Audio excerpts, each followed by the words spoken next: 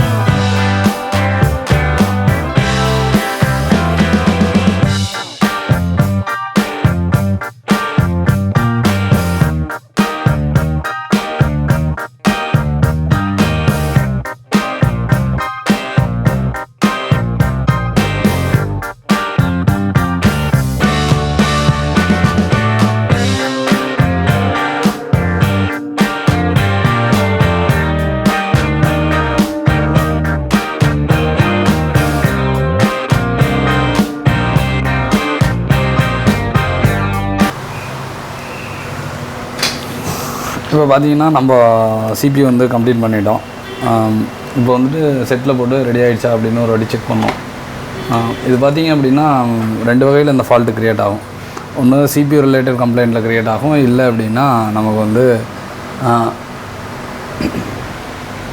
கனெக்டரில் எதுவும் ப்ராப்ளம் இருந்தால் நமக்கு வந்து க்ரியேட் ஆகும். இது பார்த்திங்க அப்படின்னா நமக்கு கனெக்டர் ஆல்ரெடி மாற்றி பார்த்துருக்காங்க, அப்பயும் ரெடி ஆகலை.